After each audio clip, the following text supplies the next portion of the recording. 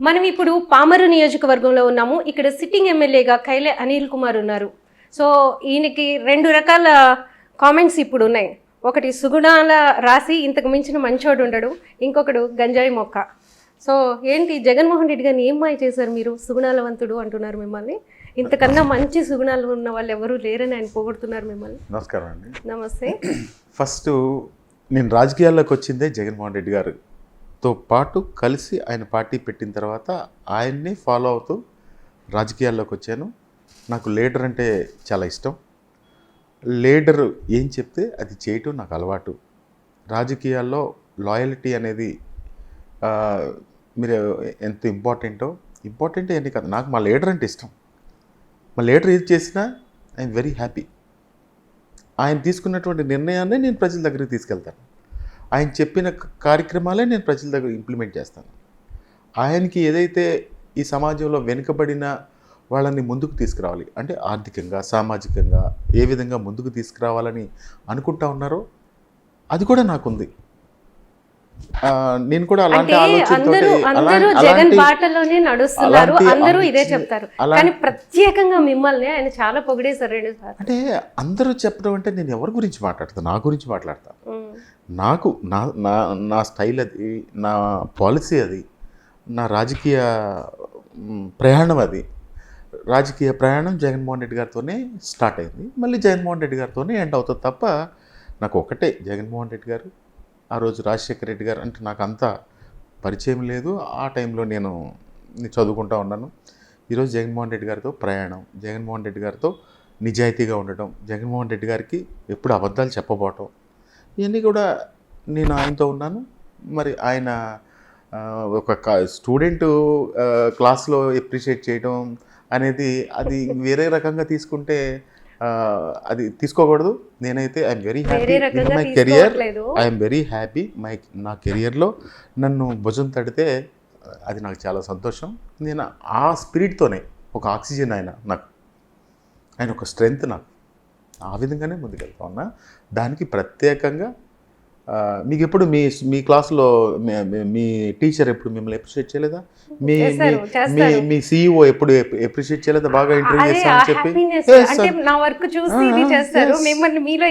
అది డెఫినెట్గా కూడా నేను ఈ 7 years నుంచి ఆయన నాయకత్వంలో పనిచేస్తున్నాను. డెఫినెట్గా అదే చూసి నన్ను ఆయన చూసిన దాన్ని బట్టి నేను అప్రిషియేట్ చేసి ఉండొచ్చు. ఓకే, గన్నవరంలో మీ మదర్తో మీ రాజకీయ ప్రస్థానం ప్రారంభమైంది. మీ ఫాదర్ కూడా రాజకీయాల్లో ఉన్నట్టున్నారు. సో అది మీకు ఎంతవరకు ఉపయోగపడింది? అక్కడి నుంచి ఇప్పుడు ఇక్కడికి వచ్చారు, 5 సంవత్సరాలు పనిచేశారు. ఎంతవరకు ఉపయోగపడింది అది? యాక్చువల్గా మా కుటుంబ నేపథ్యం ఒక 1 minute చెప్తాను మీకు. మా ఫాదర్ ఫస్ట్ రాజకీయాల్లో ఉండేవాళ్ళు. రాజకీయాలు అంటే మా ఫాదరు ఏదో పదవులకు పోటీ చేయడం లేకపోతే అలాంటి ఉండేవాళ్ళు కాదు. గ్రామ స్థాయిలో ఎవరికన్నా ఆ మండల స్థాయిలో ఏదైనా సమస్యలు వస్తే వాటిని పరిష్కారం చేసే విధానం పెద్ద మనిషిగా ఉండేవాళ్ళు. తర్వాత 2014లో SC లేడీకి రిజర్వ్డ్ అయింది. యాక్చువల్గా మా మదర్ వంటగది దాటి ఎప్పుడు బయటికి రాలేదు. కానీ అప్పుడు నేను నా కెరియర్ రియల్ ఎస్టేట్ చేసి కొంచెం ఏదో కాస్త ఒక్కొక్క మెట్టు ఎక్కుతూ ఉన్నప్పుడు కొంచెం కీర్తి కూడా కావాలనిపిస్తుంది కదా. ఆ ఇదిలో మా మదర్ని దుట్టా రామచంద్ర గారు జెడ్పీటీసీగా నిలబడమని అడిగినప్పుడు నేను యాక్సెప్ట్ చేసి ఒక కుటుంబానికి ఒక గౌరవం తేవాలి అనే ఒక ఆలోచనతో మా మదర్ని జెడ్పీటీసీగా కంటెస్ట్ చేయించాను. అప్పుడు ఆ కాన్స్టిట్యున్సీలో మా మదర్ ఒక్కలే గెలిచారు. ఆ తర్వాత జగన్మోహన్ రెడ్డి గారు మా మదర్ని పాలిటిక్స్లోకి ముందుకు తీసుకెళ్లాలని నేను ప్రయత్నం చేశాను. అప్పుడు జగన్మోహన్ రెడ్డి గారు ఎప్పుడు ఎయిర్పోర్ట్కి వచ్చినా, విజయవాడ వచ్చినా మా మదర్ వెళ్ళి విష్ చేయడం అట్లా చేస్తూ ఉండేవాళ్ళు. ఆ క్రమంలో జగన్మోహన్ రెడ్డి గారు మా మదర్ని మహిళా అధ్యక్షురాలుగా చేశారు కృష్ణా జిల్లాకి. అలా ఒక 2 years గడిచిన తర్వాత ఇక్కడ పామరు శాసనసభ్యురాలు ఉప్లేటి కల్పన గారు అనుకోకుండా పార్టీ మారింది. మేము ఎటువంటి ఇన్ఫ్లుయెన్స్ చేయలేదు, మేము అడగలేదు. ఒకరోజు ఎయిర్పోర్ట్లో కనిపిస్తే మా మదర్ని, అమ్మ నువ్వు ఇక్కడ కాదు, పామర్లో ఉప్లేటి కల్పన పార్టీ మారింది, నువ్వు అక్కడికి వెళ్ళి ఎమ్మెల్యేగా కంటెస్ట్ చేయమని మా మదర్కి ఆదేశాలు ఇచ్చారు. ఇచ్చిన తర్వాత నేను కూడా హ్యాపీ. నేను ఏదో బిజినెస్ చేసుకుంటూ ఉన్నాను, మా మదర్ చూస్తారు, ఆ పాలిటిక్స్ చేయొచ్చు అంటే మనకు కూడా పాలిటిక్స్ ఇంట్రెస్ట్ ఉంది. జెడ్పీటీసీ అవ్వాలనుకున్నది ఎమ్మెల్యేగా అవకాశం వచ్చినప్పుడు వదిలిపెట్టాం కదా, జాక్పాట్ అనుకోవచ్చు. జాక్పాట్ అని ఎందుకు అనుకోవాలి? సర్వీస్ చేసేటప్పుడు జాక్పాట్ కాదు. సర్వీస్, జనాలకు సేవ చేయడం అనేది ఒక, అది అందరికీ రాదు. అది మనం చేయాలనుకుంటా ఉన్నాం. ఈ అవకాశం సేవలో కూడా అప్రిసియేషన్ ఉంటుంది కదా, అది అన్ని పార్టీల్లో కూడా దక్కట్లేదు చాలా ఈ మంది. అవకాశం వచ్చింది అని చెప్పిన తర్వాత పెద్దలందరూ మళ్ళీ ఆలోచన చేసి, పెద్దిరెడ్డి రామచంద్రారెడ్డి గారు వీళ్ళందరూ, అనిల్ అయితే చేయగలుగుతాడు, ఆవిడ వయసులో పెద్ద ఆవిడ కదా, మళ్ళీ అనిలే చేయాలి కదా అని చెప్పి జగన్మోహన్ రెడ్డి గారిని మళ్ళీ కన్విన్స్ చేశారు. కన్విన్స్ చేసి మళ్ళీ నన్ను కాన్స్టిట్యున్సీ కోఆర్డినేటర్గా ఇచ్చారు. సో ఇప్పుడు కూడా జగన్మోహన్ రెడ్డి గారికి మొన్న కూడా ఇక్కడ చెప్తా ఉన్నారు, కలెక్టర్ గారు ఎవరో ఇది ప్రోగ్రాంలో ఉంటే కలెక్టర్ చెప్తున్నారు, అనిల్ ఎమ్మెల్యే అయ్యాడంటే అమ్మే అని చెప్తాను. అంటే అంత అనుబంధం, బాండింగ్. ఫస్ట్ ఇక్కడికి వచ్చినప్పుడు ఎమ్మెల్యేగా పోటీ చేస్తున్నప్పుడు అంటే ఎలక్షనీరింగ్ చేయటం అనేది చాలా పెద్ద విషయం, చిన్నదేం కాదు. సో ఎలా చేసుకోగలిగారు? ఎవరి సహకారం మీరు ఎక్కువగా తీసుకోగలిగారు? అంటే ఎలక్షన్ హీరింగ్ చేయటం అంటే మా చిన్నప్పటి నుంచి రాజకీయాలు ఫాలో అవుతున్నప్పుడు లీడర్ ఎలా ఉంటాడు, ఒక చిన్న స్థాయి లీడర్ ఎలా ఉంటాడు, కొంచెం పెద్ద స్థాయి లీడర్ ఎలా ఉంటారు, ఇంకొక మండల స్థాయిలో లీడర్ ఎలా ఉంటారు, వీళ్ళ మైండ్ సెట్లన్నీ కూడా నాకు తెలుసు. దాదాపుగా అలానే వచ్చాం కాబట్టి. సో నాకేం పెద్ద కష్టం అనిపించలేదు. ఫస్ట్ ట్రస్ట్, నేను లీడర్ నమ్మాలి, నన్ను లీడర్ రాదు. చిన్నవి జరుగుతూ ఉంటాయి. నేను కొత్తగా ఇక్కడికి వచ్చినప్పుడు వాస్తవంగా నాకు ఏ దారి ఇటు వెళ్ళాలో కూడా తెలియదు. ఎందుకంటే టోటల్గా మాది ఆ బేస్ హనుమాన్ జంక్షన్ కాబట్టి ఇక్కడ తెలియదు. నాకు ఓన్లీ జగన్మోహన్ రెడ్డి గారు బొమ్మ పెట్టుకుని వెళ్తే వీళ్ళందరూ నన్ను ఆదరించారు. జగన్మోహన్ రెడ్డి గారు 7.5 సంవత్సరాల క్రితం నీకు ఈ ప్రాంతంలో సేవ చేయాలి, నేను నాయకుడిని చేస్తున్నానని చెప్పి ఆ రోజు అక్కడ చెప్పారు జగన్మోహన్ రెడ్డి గారు.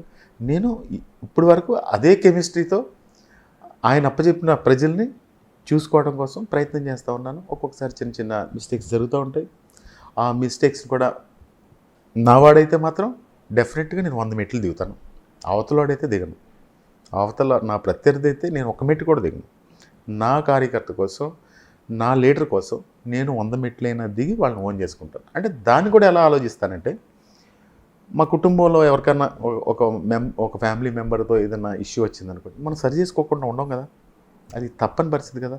అట్లాగే ఆ బాండింగ్ కూడా ఇక్కడ నేను అప్లై చేసుకుని ఆ విధంగా ఈ వైఎస్ఆర్ కాంగ్రెస్ పార్టీ కుటుంబాన్ని అలా కాపాడుకున్నాను. వాళ్ళ విశ్వాసం పొందాను. ఒక్కొక్కసారి ఒక్కొక్కరు అలుగుతూ ఉంటారు, ఒక్కొక్కరు ఏమో రకరకాలుగా అంటారు, వాళ్ళ దగ్గర చేసుకుంటూ ఉంటాను. సో అంతా అయిపోయిన తర్వాత 5 సంవత్సరాలు శాసనసభ్యుడిగా పనిచేశాను. పనిచేసిన తర్వాత మళ్ళా జగన్మోహన్ రెడ్డి గారు ఒక విధంగా ఇది ఒక ఛాలెంజింగ్. అంటే ఫస్ట్ ప్రతిపక్షం నుంచి వచ్చి పోటీ చేసి గెలవడం వేరు. 5 సంవత్సరాలు శాసనసభ్యుడిగా పనిచేసిన తర్వాత నన్ను అబ్జర్వ్ చేస్తూ ఉంటారు, నా క్యారెక్టర్ మీద అబ్జర్వ్ చేస్తూ ఉంటారు, నేను చేసే విధానం మీద అబ్జర్వ్ చేస్తూ ఉంటారు. వీటిలన్నిటినీ దాటుకుని వీళ్ళందరినీ కూడా మెప్పించి మళ్ళీ ఎలక్షన్కి వెళ్ళడం అనేది ఒక పెద్ద టాస్క్. అయినా కానీ నా దృష్టికి వచ్చింది ఏది ఉన్నా కానీ అది నేను వెంటనే పరిష్కారం చేసుకుంటాను. ఆ పరిష్కారం చేసుకుని వెళ్తాను. అయినా కానీ ఎక్కడో చోట ఏదో ఒకటి కనపడతా ఉంది. ఇది నిరంతర ప్రక్రియ. ప్రజలకి సేవ చేయడం అనేది నిరంతర ప్రక్రియ. ప్రజలకి సమస్యలు తీర్చడం అనేది నిరంతర ప్రక్రియ. వాళ్ళకి అవసరాలు ఉంటాయి, ప్రభుత్వం నుంచి వచ్చే అవసరాలు ఉంటాయి, వ్యక్తిగత అవసరాలు ఉంటాయి. వీటిల్లో నా దృష్టికి వచ్చిన విషయాన్ని నేను జస్టిఫై చేయాల్సినంత వరకు జస్టిఫై చేసి నేను ఆ సాటిస్ఫాక్షన్ పొందుతాను. ఇంకా కొన్ని చేయలేని, నా పరిధి దాటిని కూడా కొన్ని ఉంటాయి, అవి చేయలేము. ఇంటింటికి ప్రభుత్వం అని ఒక కార్యక్రమం జరిగింది. అందులో మీరు ఇంటింటికి వెళ్ళారు, అందరినీ పలకరించారు. అప్పుడు ఎలాంటి సమస్యల్ని ఐడెంటిఫై చేశారు మీరు? ఎలాంటి సమస్యలు అంటే, ఇంటింటికి వెళ్ళడం అదొక పెద్ద టాస్క్ ఏం కాదు. చాలా ఆనందంగా ప్రతి ఇంటికి వెళ్ళి, అమ్మ నీకు ఈ స్కీమ్ వస్తుందా, నీకు అర్హత ఉందా అంటే ఇస్తున్నాం అనేవాళ్ళు 99 మంది, రాదు అనేది ఒకళ్ళు. వాళ్ళు కూడా ఏంటి, ఆధార్ కార్డులో ఏదైనా వయసు మిస్టేక్ పడితేనో, లేకపోతే ఏదైనా టెక్నికల్గా సమస్య ఉంటేనో వెంటనే అక్కడ నాతోటి కూడా అధికారులు ఉంటారు. అని వెంటనే సమస్యను పరిష్కారం చేసి అక్కడ చేసేయడం. ఒకళ్ళు అంటారు, నీకు ఓటేసాను కదా, 3 సంవత్సరాలకు వచ్చావా అంటారు. కాదు, 3 సంవత్సరాలకు వచ్చాను కరెక్టే, కానీ ఇప్పుడు వచ్చాను కదా, నువ్వు రమ్మంటే రోజు వస్తాను, నువ్వు మీ ఇంట్లో ఏదైనా ఫంక్షన్ ఉంటే రోజు వస్తాను. అంటే అది ఒక అటాచ్మెంట్. అంటే మనకు ఓటేసిన వాళ్ళు గ్యారంటీగా మనల్ని ఓన్ చేసుకుంటారు. వాళ్ళు ఓటేసాం కాబట్టి మనకు కనిపించలేదు కాబట్టి వాళ్ళకు ఒక ఇన్సెక్యూరిటీ. సో అది కాన్సెప్ట్ చాలా గొప్ప కాన్సెప్ట్ అది. మా అంటే మీరు ఈ కాన్సెప్ట్ చెప్తుంటే నేను ఒక వీడియో చూసాను, మిమ్మల్ని ఆపేసి బైక్ మీద ఒక లేడీని కూర్చోబెట్టుకుని ఈ రోడ్డు క్రాస్ చేయండి, మీరు ఇంత వర్స్ట్గా ఉన్నాయి రోడ్లు అని చెప్పారు. మరి అదేంటి, డెవలప్ చేశారా, ఏం జరిగింది అసలు? డెఫినెట్గా ఇప్పుడు సమస్య ఉందండి. ఆ సమస్యను గుర్తించడానికే కదా నేను వెళ్ళింది. నేను గడప గడప కార్యక్రమానికి వెళ్ళింది ఆ గ్రామంలో ఉన్నటువంటి సమస్యని చూసి పరిష్కారం దాన్ని పరిష్కారం చేయడం కోసం వెళ్ళాలి. సో వాళ్ళు ఆ విధంగా నన్నే అడుగుతారు కదా, వాళ్ళ శాసనసభ్యుడు నేను, నన్నే అడుగుతారు, నేను చేయాల్సిన బాధ్యత నాది. అట్లాగే ఒకరోజు ఒక లేడీస్ అందరూ, నేను వెళ్తా ఉన్నాను, వాళ్ళు రోడ్డు బాగాలేదు, రోడ్డు బాగపోతే ఒక ట్రాక్టర్ వేసుకుని వచ్చి ఆ మండల కేంద్రంలో నేను అడిగింది అదే నిలబడి ఉన్నారు. అది మీరు డిఫరెంట్గా అడిగారు, నేను అది డిఫరెంట్గా చెప్తాను. నా యూట్యూబ్లో కూడా ఇక్కడ ఉంటా ఉంటుంది. అడిగా, ఆ రోడ్డు వేస్తానని చెప్పాను నేను. చెబితే వాళ్ళు ఎందుకు ఎమోషన్ అయ్యారంటే, ఒక అతను బండి మీద వెళ్తే పడిపోతే అతనికి కాలు కొంచెం ఫ్రాక్చర్ అయింది. వాళ్ళు చాలా కోపం వచ్చేసారు. ఇప్పుడు 10 గంటలకు వచ్చారు వాళ్ళు. నేను ఎక్కడో తిరుగుతూ ఉన్నాను. వాళ్ళు ఇక్కడ ఉన్నారని చెప్పారు, వాళ్ళు వెళ్ళిపోతారులే అనుకున్నాను నేను. మన తర్వాత వెళ్ళి కలుద్దాంలే అనుకున్నాను. సాయంత్రం 6 గంటల వరకు అక్కడే ఉన్నారు.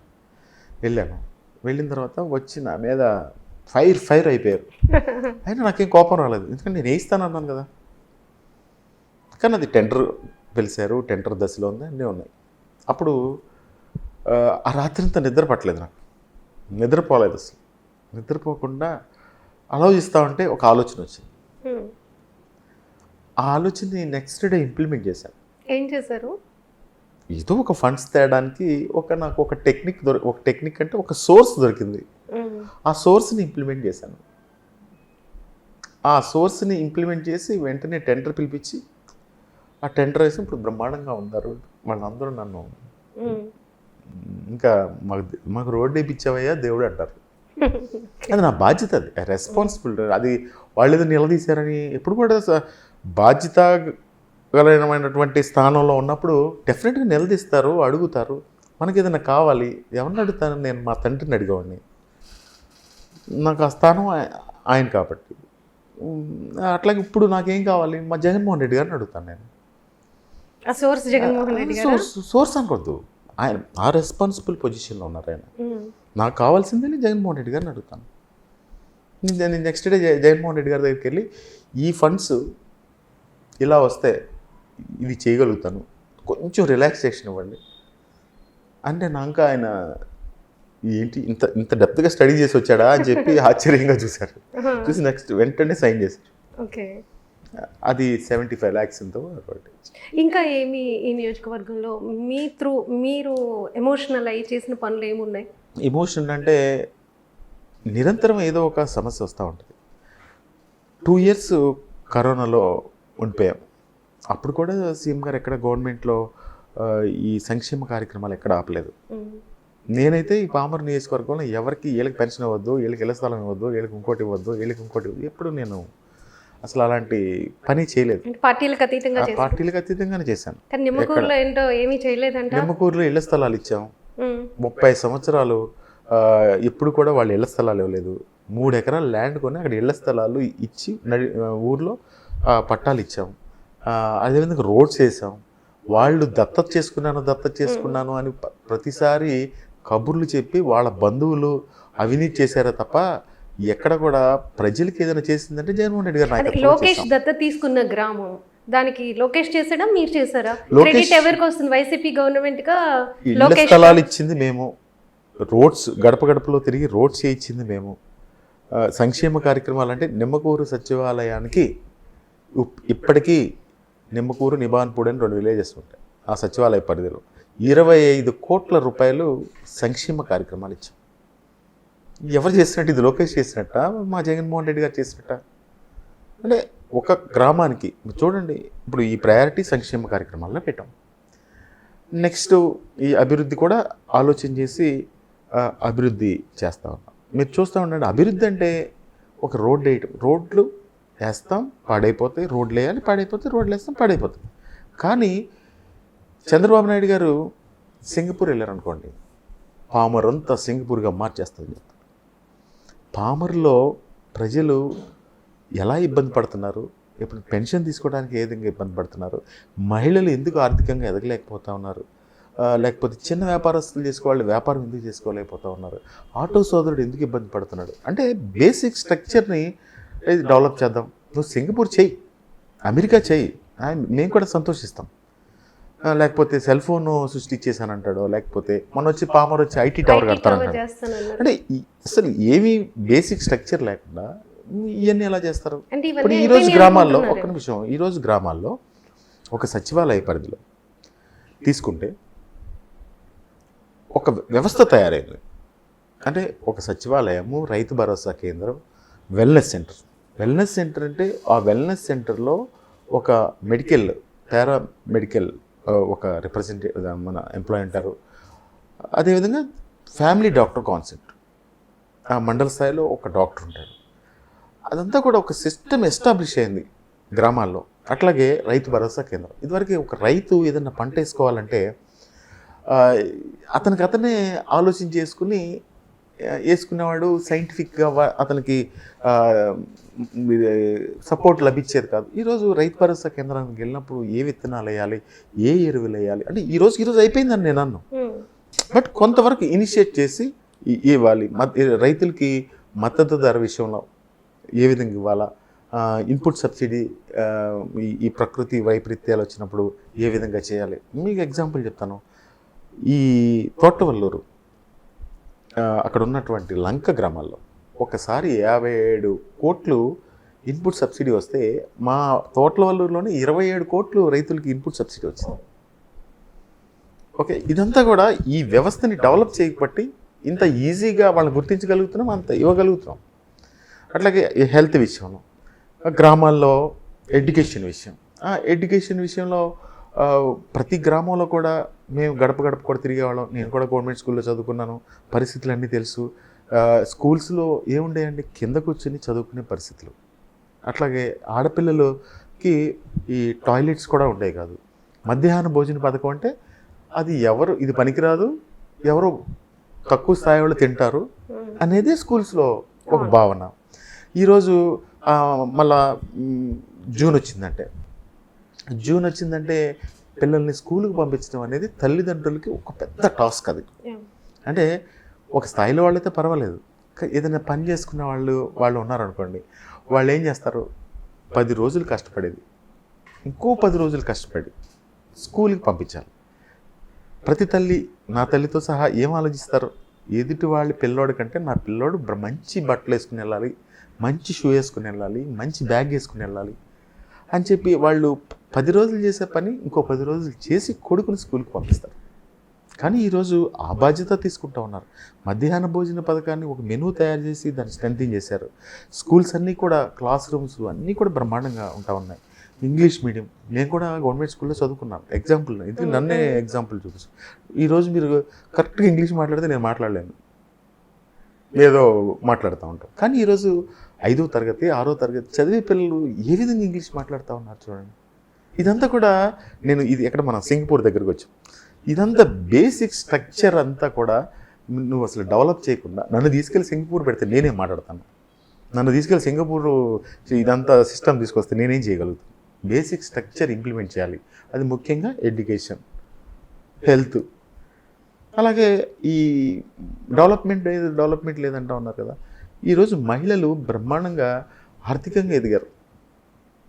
ఇదంతా కూడా బేసిక్ స్ట్రక్చర్ని స్వతంత్ర భారతదేశంలో జగన్మోహన్ రెడ్డి గారు ఒక బేసిక్ స్ట్రక్చర్ తయారు చేస్తూ ఉన్నారు. ఈరోజు కూడా నేను ఏం చెప్తానంటే మీ ద్వారా ఈ రాష్ట్ర ప్రజలకి ఇదంతా కూడా 1వ తరగతి చదివే కుర్రాడు ఈరోజు 5వ తరగతికి వచ్చాడు, 5వ తరగతి చదివే కుర్రాడు 10వ తరగతికి వచ్చాడు. ఈ 5 సంవత్సరాలు వాళ్ళ లివింగ్ కానీ వాళ్ళు చదువుకునే పరిస్థితులు కానీ ఏ విధంగా పెరిగినాయి ఒకసారి ఆలోచించేయండి. స్కూల్స్లో ఆ ఫెసిలిటీస్ కానీ ఇదంతా కూడా బేసిక్ స్ట్రక్చర్ తయారు చేసి, మరి అంతకుముందు కూడా ఎన్ని బడ్జెట్స్ ఉండేవి, ఏ రోజు మరి ఈ బడ్జెట్ అంతా ఎక్కడికి వెళ్ళిపోయింది? ఇంతకన్నా గొప్పగా అభివృద్ధి చేశారు, స్కూల్ చేయలేదే. ఈరోజు సచివాలయాలు మళ్ళీ అక్కడ miss అయ్యేవాడిని. సచివాలయము, wellness centre, Rythu Bharosa కేంద్రం. ఈ మొత్తం 3 కలిపి 1,30,00,000 వరకు వర్త్. అంటే ఒక్కొక్క గ్రామానికి రాబోయే తరాల కోసం 30 ఇయర్స్కి 1,30,00,000 సామాజిక ఆస్తులు కూడా ఆ గ్రామానికి చేకూర్చిన ఘనత జగన్మోహన్ రెడ్డి గారు. ఇదివరకు పంచాయతీ ఆఫీస్కి ఫండ్స్ ఇవ్వాలంటే 1,00,000 ఇవ్వాలంటే మీరు ఎక్కడైనా చదువుకుని ఉండి వస్తే మా ఊరు పంచాయతీ ఆఫీస్కి నేను 1,00,000 ఇచ్చానని గొప్పగా చెప్పుకునేవాళ్ళు. స్కూల్స్ కానీ ఈ సచివాలయాలు కానీ వెల్నెస్ సెంటర్స్ కానీ ఇవన్నీ కూడా ఇది అభివృద్ధిలో భాగం కాదా అని చెప్పి నేను అడుగుతాను. ఓకే, రోడ్స్ కూడా వేయాలి, రోడ్స్ కూడా వేసే బాధ్యత మాదే. మేము కూడా వేసాం రోడ్లు. ఆ రోడ్లు వేయకుండా ఏమి లేవు. మా కాన్స్టెన్సీలో నేను 100% వేసానని చెప్పను, కానీ నేను 50% రోడ్స్ అన్నీ కూడా R&Bలో నిధులు తీసుకొచ్చి బ్రహ్మాండంగా రోడ్లు వేయించాం. ఎక్కడ సోర్స్ దొరికితే అక్కడ సీఎం గారితో మాట్లాడి 50% వేయించాం. మరి 50% ఏం చేస్తారు మీరు, ఎమ్మెల్యే గారు ఎందుకు చేయించలేదని మీరు అడగొచ్చు. ఒక కుటుంబంలోనే అన్నీ జరగవు. ఒకరోజు ఒకటి చేస్తాం, ఒకరోజు ఒకటి చేస్తాం. మేము 5 సంవత్సరాల్లో చేయగలిగినవి చేసాం. డెఫినెట్గా మళ్ళీ చేయాల్సిన బాధ్యత కూడా మాదే. ఇది నిరంతర ప్రక్రియ. ఇది ఎన్టీఆర్ జిల్లా అవడానికి శ్రీకారం ఇక్కడి నుంచే పడింది అని అంటారు. అది ఎంతవరకు నిజం? దానికి నేనే సాక్ష్యం.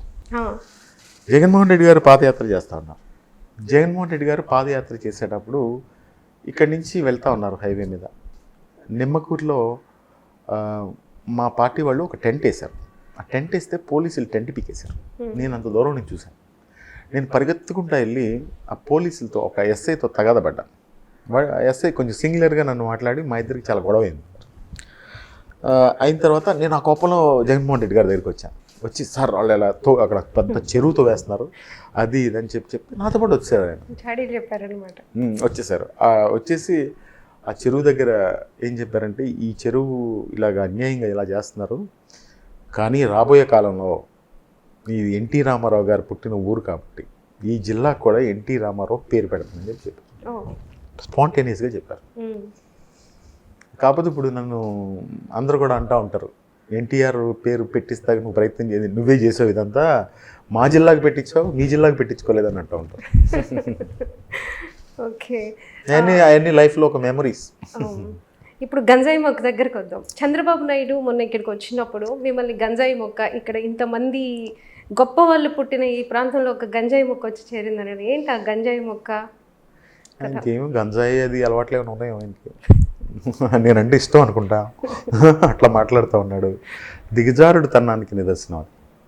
ఒక స్థాయి, నా స్థాయి ఏంటి, నేను ఒక శాసనసభ్యుడిని, ఒక్కసారి శాసనసభ్యుడిగా గెలిచాను. నేను ఎక్కడ అవినీతి చేయను. నేను ఎప్పుడు కూడా చిన్న లంచం కూడా ఈ నియోజకవర్గంలో తీసుకోలేదు. మీకు కూడా ఆశ్చర్యంగా ఉండొచ్చు, కానీ అంత ఏమనకూడదు, గాంధీ మహాత్ముడు అయితే కాదు. నా పని నేను చేసుకుంటాను, నా బిజినెస్ నేను చేసుకుంటాను, నాకు డబ్బులు సంపాదించడం వచ్చు. నేను 25 సంవత్సరాలు నాకు వచ్చిన దగ్గర నుంచి, నా స్టడీస్ కంప్లీట్ అయిన దగ్గర నుంచి పరిగెడతానే ఉన్నాను. ఏది పట్టుకున్నా బంగారం పడింది, ఏది పట్టుకున్నా కలిసి వచ్చింది. పాలిటిక్స్ కూడా కలిసి వచ్చినాయి. ఆ విధంగా వాళ్ళకి అంతుపట్టని విషయాలన్నీ కూడా ఏంటంటే, వీడు ఏంటి మళ్ళీ జగన్మోహన్ రెడ్డి గారు మళ్ళీ 2సారి టికెట్ ఇచ్చారు.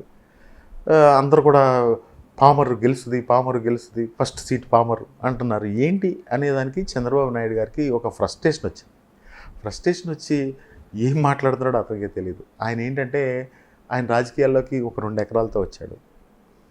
ఆయన ప్రతిదీ అవినీతి చేస్తాడు, ప్రతి దానిలోనూ వెన్నుపోటు ఉంటుంది, ప్రతి దానిలోనూ మోసం ఉంటుంది, ప్రతి రాజకీయంలోనూ మోసం ఉంటుంది, ప్రతి నిర్ణయంలోనూ దానితో మోసము, దగ ఇవన్నీ కూడా కలిపి, వెన్నుపోటు అన్నీ కలిపి ఒక నిర్ణయం తీసుకుంటే చంద్రబాబు. అంటే జనరల్గా నేను ఎప్పుడు ఆయన మీకే వర్తించారు. మీరు అవినీతి పరుడు అన్నారు, ఇసుక అన్నారు, గ్రానైట్ పరిశ్రమలు అన్నారు, ఇన్ని దోచుకుంటున్నారంట. ఒక్క నిమిషం, నేను స్టార్ట్ చేసిన తర్వాత మీరు ఎన్జే నూకొండని మొదలుపెట్టారు. వీటిలన్నిటికీ కలిపితే చంద్రబాబు. ఇప్పుడు నేను ఒక ఉద్దేశంతో ఉన్నాను అనుకోండి, మీరు ఆ ఉద్దేశంతో నాకు కనపడతారు. అట్లాగే పాలిటిక్స్లో ఉన్న వాళ్ళందరూ, నేను రైల్వే స్టేషన్లో జేబులు కొట్టేసి వచ్చాను, ఆయన ఎవరో అన్నారు కదా, నాదెండ్ల భాస్కర్ రావు గారు చంద్రబాబు నాయుడు జేబులు కొడతాడని. నేను 2 ఎకరాలతో వచ్చాను, వాళ్ళని మోసం చేశాను, వీళ్ళు మోసం చేశాను, ఇట్లా చేశాను. కైలే అనిల్ కుమార్ కూడా అట్లాగే వచ్చాడేమో అనుకుంటున్నాడు అతను. ఒక నీతి నిబద్ధతతో పెరిగి, నేనేమి పెద్ద కుటుంబాల నుంచి ఏం రాలేదు, కింద స్థాయిలో కష్టాలు తెలిసిన మనిషిగా నేను ఏదో ఇళ్ల స్థలాల్లో అవినీతి చేశానని చెప్పాడు. ఇళ్ల స్థలాల్లో అవినీతి చేశానని చెప్పాడు. ఆ ఇళ్ల స్థలాల్లో అవినీతి చేసి నేను ఒకటే అనుకున్నాను. నాకు కూడా చెప్పారు చాలామంది వచ్చి, ఆ ఇళ్ల స్థలాలు కొనేటప్పుడు ఆ రైతులు మాకు తీసుకుంటే మీకు డబ్బులు ఇస్తాం అని వచ్చారు. కానీ ఒక రైతు కుటుంబం నుంచి, ఒక చిన్న కుటుంబం నుంచి వచ్చిన వాళ్ళగా నేనేం ఆలోచించానంటే, మేమేం ఒక్కచోటే అన్ని ల్యాండ్స్ కొనలేదు, 13,000 ఇళ్ల పట్టాలు ఇచ్చాం. ఒక ఊర్లో 4 ఎకరాలు తీసుకుంటాం. మీ గ్రామం ఉందనుకోండి, 4 ఎకరాలు మీ పొలం మేము తీసుకుంటే, ప్రభుత్వం తీసుకుంటే దానికి ఒక 40 లక్షలు వస్తాయి. ఒక 5 లక్షల రూపాయలు దానిలో నేను లంచం తీసుకుంటే, జీవితకాలం ఆయన పిల్లలు, ఆ పిల్లలు గుర్తున్నంతకాలం పలానా కైలే అనిల్ కుమార్ అనే ఎమ్మెల్యే ఉండేవాడు, మాకు పొలం ఉండేది, ఆ పొలంలో ప్రభుత్వం 40 లక్షలు ఇస్తే 5 లక్షలు లంచం తీసుకున్నాడు అని చెప్పి ఒక 30 సంవత్సరాలు చెప్పుకుంటారు. నాకు ఆ చెడ్డ పేరు అవసరం లేదు. మీకు కూడా నేను చెప్తున్నా, ప్రతి ఊర్లో ఇళ్ల స్థలాలు తీసుకున్నారు కదా, ఊరికే మీరు వెళ్తా ఒక కాలనీ చూడండి, బ్రహ్మాండంగా డెవలప్ అయిన కాలనీలు ఉన్నాయి, మీరు అక్కడికి వెళ్ళండి, మీరు ఇన్వెస్టిగేట్ చేయండి, అక్కడికి వెళ్ళి ఈ పొలం ఎవరిదో అడగండి, ఆ రైతు దగ్గరికి వెళ్ళండి, మీకు ప్రభుత్వం నుంచి డబ్బులు ఎలా వచ్చినాయి, ఎంత వచ్చినాయి అడగండి. మీరు కొన్ని నేను ఎవరన్నా పర్టికులర్గా చెబితే పోనీ వాళ్ళు ప్రిపేర్ చేశాను అనుకోవచ్చు. మీరు ర్యాండమ్గా వెళ్ళండి, 106 ఊర్లు ఉన్నాయి, కనీసం 75 ఊర్లో ఇళ్ల స్థలాలు ఇచ్చాం. మీరు ఒక్క చోటకి వెళ్ళి మీరు నిరూపించగలిగితే, నేను 25వ తారీఖు నామినేషన్ వేద్దాం అనుకుంటున్నాను. ఆ నామినేషన్ కూడా వేయను. జగన్మోహన్ రెడ్డి గారి దగ్గరికి వెళ్ళి, సార్ నేను తప్పు చేశాను, ఈ విధంగా నన్ను నిరూపించారు వాళ్ళు అని చెప్పేసి రాజకీయాల నుంచి తప్పుకుంటాను.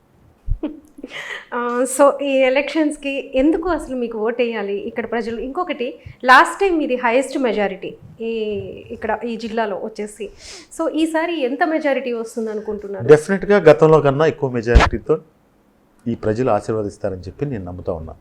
ఎందుకంటే నేను ఓ పాజిటివ్ అప్రోచ్తో ప్రజల యొక్క కష్టాలు కానీ ఏదైనా ఇబ్బందులు వచ్చినప్పుడు నేను నిలబడ్డాను అని అనుకుంటున్నా.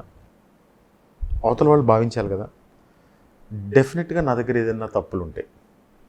నేను ఇప్పుడు ప్రచారానికి వెళ్ళినప్పుడు కూడా నా దగ్గర నన్ను ఏమడుగుతారంటే, అది నాకు దేవుడిచ్చిన ఇది అనుకోవాలేమో, నువ్వు నన్ను పట్టించుకోలేదు, నువ్వు నా అంక చూడలేదు, నేను పిలుస్తుంటే నువ్వు పలకలేదు, ఏ తప్ప మా వాళ్ళు ఏమి కోరికలు కోరు. ఎందుకు పిలవట్లేదు, ఎందుకు పట్టించుకోవట్లేదు, ఎందుకు చూడట్లేదు? నేను మనిషిని కదండి, నేను మనిషిని కదా. ఒకరితో మాట్లాడుతున్నప్పుడు ఇంకొకరితో అంటే మీకు ఊరికి జస్ట్ ఉదాహరణ చెప్తా ఉన్నా. నాకు అంతమంది ఓట్లేశారు కదా, వాళ్ళందరూ కూడా నన్ను ఓన్ చేసుకుంటారు కదా. ఇప్పుడు నేను ఒకటే చెప్తున్నా, అవన్నీ మనసులో పెట్టుకోవద్దు, నా దగ్గర ఏమైనా మిస్టేక్స్ ఉంటే నేను సరి చేసుకుంటాను అని చెప్పి నేను వెళ్తా ఉన్నాను. డెఫినెట్గా అంతకన్నా ఎక్కువ మెజారిటీ నాకు ఇస్తారని చెప్పి పామరు. ఇది రిజర్వ్డ్ నియోజకవర్గం. సో ఇక్కడ అంటే జగన్మోహన్ రెడ్డి వచ్చేసి ఎస్సీలకి అన్యాయం చేశాడు. దాదాపు 28 పథకాలు ఏదైతే టీడీపీ ప్రభుత్వంలో ప్రవేశపెట్టారో వాటన్నిటినీ కూడా ఆయన తీసేశాడు. వీళ్ళని ఓన్లీ ఎలక్షన్స్కి ఓట్లు పావులుగా మాత్రమే ఆయన వాడుకుంటున్నారు అని కామెంట్స్ ఉన్నాయి. దీని మీద మీరేమంటారు? అంటే ఏదన్నా ఎస్సీలకి చేయాలని మనసు కానీ, ఎస్సీ క్యాస్ట్ని ఎస్టాబ్లిష్ చేయాలి, వాళ్ళైతే ఆ రోజు డాక్టర్ బిఆర్ అంబేద్కర్ గారు ఏదైతే ఆలోచన చేశారో వాళ్ళని ముందుకు తీసుకురావాలి అనే ఆలోచన ఏదైతే చేశారో దానికి అనుగుణంగా ఈరోజు జగన్మోహన్ రెడ్డి గారు అడుగులేస్తూ ఉన్నారు. ఈరోజు విజయవాడలో అంబేద్కర్ స్టాచ్యూ దగ్గర నుంచి ఈరోజు చేయుత కానీ, అమ్మఒడి కానీ, ఆసరా కానీ, ఇవన్నీ కూడా ఈ స్కీమ్స్ అన్నీ కూడా ఒక్కసారి వాళ్ళు టైంలో ఎస్సీ కార్పొరేషన్ ద్వారా నిధులు ఇచ్చానంటున్నారు. 10 మందికి ఇచ్చేవాళ్ళు, ఒక నియోజకవర్గం ఉంటే ఎమ్మెల్యేకి తెలిసిన వాళ్ళు ఎవరికో ఒక లోన్ ఇచ్చేవాళ్ళు, లేదంటే ఒక ఇన్నోవా కార్ ఇచ్చేవాళ్ళు. అంటే దాంతోనే ఎస్సీస్కి ఏదో అయిపోతుందని అనుకోవద్దు. అందరికీ ఈరోజు సమానంగా ఇంత పర్సంటేజ్లో అందుతున్నాయో ఒకసారి చూసుకుంటే మనకు కూడా అందులో అర్థమవుతుంది. ఏదో ఒక 10 మందికి ఇచ్చేసి మిగతా వాళ్ళందరూ గ్రామాల్లో పనులు చేసుకుంటే వాళ్ళ జీవన ప్రమాణాలు ఎలా పెరుగుతాయి? మీరంతా కూడా ఒక్కసారి ఆ క్యాలిక్యులేషన్ తీసుకుంటే ఎస్సీ కార్పొరేషన్ ద్వారా ఈ స్కీమ్స్ అన్నీ కూడా ఎంత ఇంప్లిమెంట్ అవుతాయి. ఇవన్నీ తెలుసు. వాళ్ళు మాట్లాడే మాటలు ఏదో ఒకటి మాట్లాడాలి. ఎస్సీలు ఎవరు పుడతారని చెప్పి చంద్రబాబు నాయుడు గారు అన్నారు. వాళ్ళ ఎమ్మెల్యేలు ఎస్సీలు శుభ్రంగా ఉండరని చెప్పారు. ఒక ఆయన వారి మీకెందుకు రాజకీయాలని ఒక ఆయన అన్నాడు. వాళ్ళకి జగన్మోహన్ రెడ్డి గారికి పోలిక ఏంటంటే ఎస్సీల విషయంలో అసలు అది కంపారిజనే ఉండదు. కొడాలి నానిది మీ నియరెస్ట్ నియోజకవర్గం, మీ పక్కనే. ఆయనకి నిమ్మకూరుకి చాలా సంబంధం ఉంది. సో మీ ఇద్దరి మధ్య కోఆపరేషన్ ఎలా ఉంటుంది? మీకు ఎలా ఆయన సపోర్ట్ చేస్తుంటారు? కొడాలి నాని గారు ఆయన వైఎస్ఆర్ కాంగ్రెస్ పార్టీ మనిషి, జగన్మోహన్ రెడ్డి గారు మనిషి. జగన్మోహన్ రెడ్డి గారు నన్ను ఇక్కడ నియమించినప్పటి నుంచి ప్రతి అడుగులోనూ నాకు సపోర్టివ్గా ఉన్నారు. ఈ 2 మండలాలకి ఆయన ఎమ్మెల్యేగా పనిచేస్తారు. ఆయన మూలాలు ఇంకా ఉంటాయి. వాళ్ళు కూడా నాకు మంచి ఆ మూలాలు చూస్తూ ఉంటాం. ఎందుకంటే ఆయన మంచి సర్వీస్ చేశాడు. అంతకుముందు తెలుగుదేశం పార్టీలో ఉన్నా కానీ ప్రజలకు సేవ చేయడంలో ముందుండేవాళ్ళు. నాకు ఎప్పుడు ఆయన కోఆపరేషన్ ఉంటుంది. నిజంగా కూడా ఆయన్ని నేను చాలా రెస్పెక్ట్ చేస్తాను. నాకు ఏదైనా డౌట్ వచ్చినా కానీ వెళ్ళి ఆయన అడుగుతాను. మీ రాజకీయ గురువు పార్థసారథి పార్టీ వదిలి వెళ్ళిపోయారు, టీడీపీకి వెళ్ళిపోయారు. ఆయనతో పాటు మీరు నడవలేదు. అఫ్కోర్స్ ఇంతకుముందు చెప్పారు మీరు జగన్మోహన్ రెడ్డి వెంటే ఉంటానని. బట్ మీకేమనిపించింది? అంటే రాజకీయాల్లో అప్పుడు ఆయన జిల్లా అధ్యక్షుడిగా ఉన్నాడు. అప్పటికి ఆయనకి నాకు మంచి సంబంధాలు ఉన్నాయి. అప్పుడు ఏ కమ్యూనికేషన్ చేయాలన్నా వెళ్ళి జగన్మోహన్ రెడ్డి గారితో ఆయనే చెప్పేవాడు. ఇప్పుడు మా మదర్ని పెట్టారు. మా మదర్ని పెట్టిన తర్వాత పార్థసారథి గారు, తలసిల రఘురామ్ గారు, పెద్దిరెడ్డి రామచంద్రారెడ్డి వీళ్ళందరూ కూర్చుని అనిల్ ఉంటే బాగుంటుంది అని ఒక ఆలోచన చేశారు. దాని మీద క్లోజ్గా ఉండేవాళ్ళం. నా పక్క కాన్సెన్సీ. ఆయన అంతకుముందు ఈ ప్రాంతంలో శాసనసభ్యుడిగా పనిచేశారు. అట్లాగే వాళ్ళ నేటివ్ ప్లేస్ కూడా ఇక్కడ. మా ఇద్దరికి గౌరవప్రదమైన సంబంధాలు ఉండేవి. ఆయన వెళ్ళిపోయే వరకు కూడా, పార్టీలో నుంచి వెళ్ళే వరకు కూడా నేను ఆయన్ని ఇక్కడ కొనసాగించడం కోసం ప్రయత్నం చేశాను. నేను కూడా పెట్టుకుని జగన్మోహన్ రెడ్డి గారి దగ్గర తీసుకెళ్ళాను. అక్కడ ఏం జరిగిందో అంతా నాకు తెలుసు. ఆయన పార్టీ మారాడు. నేను పార్టీ మారేటప్పుడు ఒకటే విషయం చెప్పాను.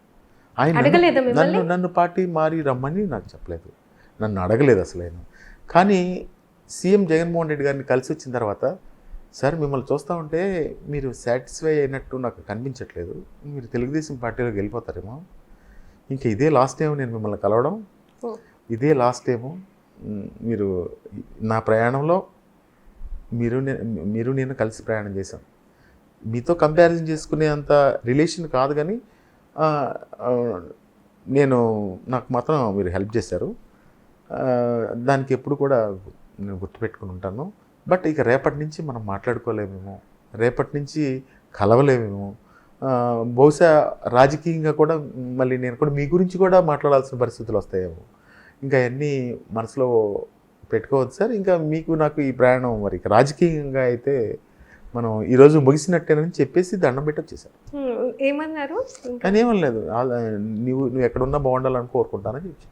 మీకున్న వీక్నెస్లు, మీకున్న స్ట్రెంగ్స్ ఏంటి? అంటే ప్రతిపక్షానికి కైలే అనిల్ కుమార్ని విమర్శించాలంటే ఈ అస్త్రం ఉంది అనుకునేది ఏముంది? అంటే ఒకటి ఫస్ట్ బేసిక్గా ఏంటంటే, నేను మనిషిని కాబట్టి బాగా పొగిడారు అనుకోండి, ఆనందంగా వెళ్ళిపోతాం. ఎవరన్నా ఏదన్నా ఒక విమర్శ చేస్తే నేను చేయింది ఎవడన్నా కావాలని అంటే అది కూడా పట్టించుకోను. చేయింది చేస్తే మాత్రం ఆ రోజు నిద్ర పట్టదు. కానీ ఇప్పుడే కొంచెం గ్రో అవుతా ఉన్నాం. ఎవడేమనుకుంటే మనకి ఎందుకు, మన పని మనం చేస్తాం. రాటు తెలిపోతున్నారు. అది నా వీక్నెస్, నా స్ట్రెంగ్త్, అది నా వీక్నెస్. ఓకే, చాలా విషయాలు చెప్పారు అనిల్ గారు. ఈ నియోజకవర్గంలో చూసుకుంటే పర్టిక్యులర్గా చంద్రబాబు నాయుడు చాలా విమర్శలు చేశారు ఈ ఇంటి గురించి. ఇవన్నీ కూడా ఆయనకి నామినేషన్కి ఆ సంతకాలు అవన్నీ చేసుకునే పనులు ఉన్నాయి కాబట్టి అవన్నీ మాట్లాడలేకపోతున్నాము ఇప్పుడు. బట్ మాట్లాడేటప్పుడు చెప్పారు, ఈ ఇంటి విలువ చంద్రబాబు అనుకుంటున్నట్టు కాదు. చంద్రబాబు బహుశా అంత అంటే 1000 కోట్లు 100 కోట్లు లేకపోతే కోట్లలో ఆయన ఇల్లు నిర్మించుకున్నారు కాబట్టి నన్ను కూడా అలానే అనుకున్నారు అని అంటున్నారు. అలానే ఆయన ఇంటర్వ్యూలో కూడా ఆయన నిబద్ధత, జగన్మోహన్ రెడ్డికి ఎంత అంకితమై ఉన్నారు, చివరి శ్వాస వరకు ఆయన జగన్మోహన్ రెడ్డితోనే ఉంటానంటున్నారు. అలానే ఆయన వీక్నెస్లు, స్ట్రెంగ్త్లు కూడా ఆయన చెప్పారు. అందుకే జగన్మోహన్ రెడ్డి గారు బహుశా పొగుడుంటారు, ఇంత సుగుణవంతుడు ఇంకా ఉండడు అని. ఇది అనిల్ ప్రస్థానం. అలానే ఈ ఎలక్షన్స్లో మీరు గతంలో కన్నా కూడా ఎక్కువ మెజారిటీ, అలానే రికార్డ్ స్థాయిలో ఉండాలని మేము కోరుకుంటున్నాం. Thank you so much Anil గారు. Thank you. ఇప్పుడు ఆపరేషన్ లేకుండానే మోకాళ్లకు ప్లాస్మా ట్రీట్మెంట్, మీ ఆర్థోపెటిక్ సమస్యలన్నిటికీ రోబోటిక్ టెక్నాలజీ ద్వారా తక్కువ ఖర్చుతో శాశ్వత పరిష్కారం, ఫ్రీ కన్సల్టేషన్, ప్రతి ట్రీట్మెంట్ పై 20% డిస్కౌంట్. ఈ ఆఫర్ కొద్ది రోజులు మాత్రమే, త్వరపడండి. V9 hospitals 9281465842.